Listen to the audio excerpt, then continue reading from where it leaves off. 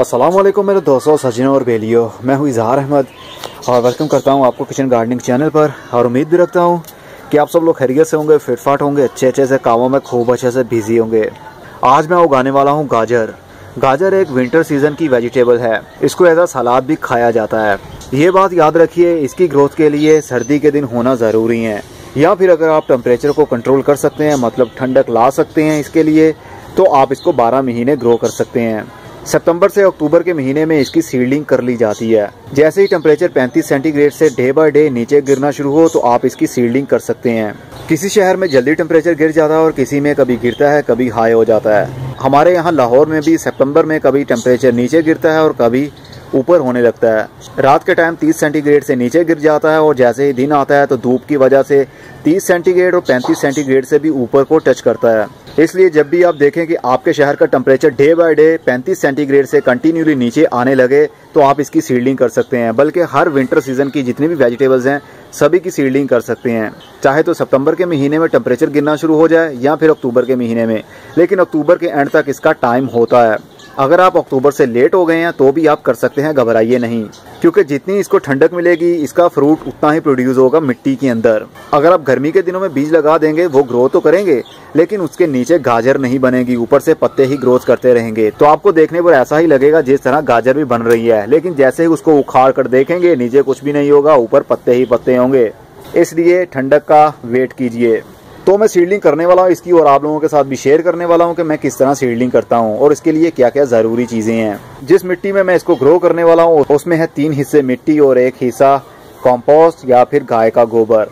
अगर आपने वीडियो नहीं देखी हुई कि हम सोइल की प्रिपेयरिंग किस तरह करें तो वीडियो के ऊपर लिंक आ रहा है, इसके ऊपर क्लिक करेंगे तो आपको वो वीडियो देखने को मिलेगी। गाजर को गहराई की ज़रूरत भी होती है और चौड़ाई की ज़रूरत भी होती है। मतलब मेरे पास ये गमला गहराई में ज़्यादा है, ये 12 इंच का गमला है और 12 इंच ही इसकी गहराई है।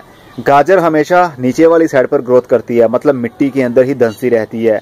मिनिमम 1 फुट तो गहराई होनी ही चाहिए गमले की, या उस क्यारी की जिस क्यारी के अंदर आप इनकी सीडलिंग करने वाले हैं। इसकी सीडलिंग को ट्रांसप्लांट नहीं किया जाता, मतलब जहां आपने बीज लगा दिया है वहीं से गाजर बनना शुरू हो जाती है।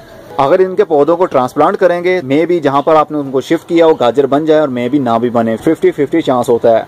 इसलिए जहां पर भी आप सीड लगाएं परमानेंट के लिए वहां पर ही उसको रहने दें।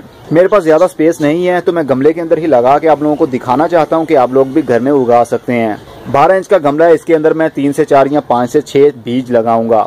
सोइल की प्रिपेयरिंग करने के बाद गमले के अंदर भर लीजिए और थोड़ा सा पानी का शावर भी कर दीजिए ताकि मिट्टी थोड़ी सी मॉइस्ट हो जाए, ज्यादा वेट नहीं करनी।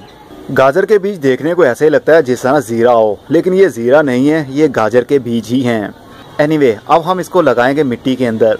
सीड्स अपने हथेली पर रख लीजिए और इनमें से जो अच्छे आपको दिखें आपको कि ये ग्रो हो सकते हैं उनको ही ग्रो कीजिए।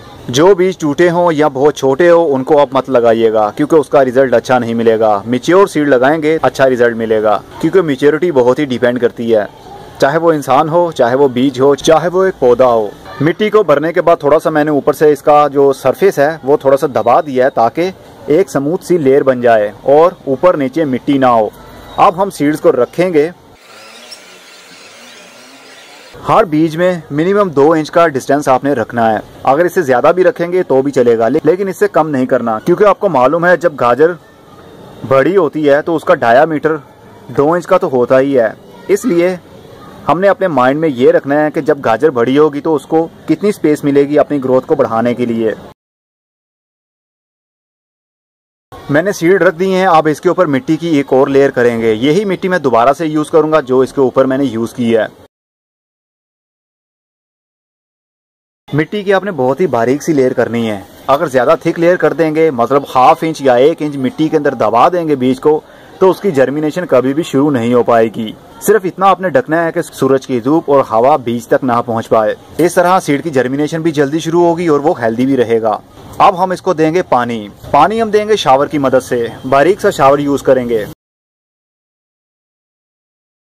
अब हम इसको रखेंगे फुल धूप में, क्योंकि वेजिटेबल सीड हो चाहे तो फूलों वाले बीज हो, सीड को जितनी ज्यादा धूप देंगे उतनी जल्दी उनकी जर्मिनेशन भी शुरू होगी और वो हेल्दी भी रहेंगे। क्योंकि सूरज की धूप सीडलिंग के लिए बहुत ही डिपेंड करती है उनकी सीडलिंग को जल्दी शुरू करने के लिए। अब हम इसको जल्दी पानी नहीं देंगे जब तक इनकी सीड की जर्मिनेशन शुरू नहीं हो जाती। लेकिन अगर इनकी मिट्टी रोज ड्राई होती है ऊपर वाले सरफेस से तो आप डेली पानी दीजिए, लेकिन शावर की मदद से। अगर इसकी मिट्टी एक हफ्ता तक भी ड्राई नहीं होती तो आप 1 वीक तक ही पानी ना दें। मतलब जब भी ऊपर वाला एरिया ड्राई हो तभी आप पानी दें, अदरवाइज पानी मत दीजिए। अब देखते हैं इसकी जर्मिनेशन कब तक शुरू होती है, मतलब पौधे कब बनना शुरू होते हैं। आज 30 सितंबर है। अब देखेंगे कब तक ये शुरू होते हैं। ये आप देख रहे हैं पार्ट 1 और पार्ट 2 आएगा अगले हफ्ते। तो अगले हफ्ते तक के लिए good bye, see you and टाटा, और अपना बहुत सा ख्याल रखिएगा।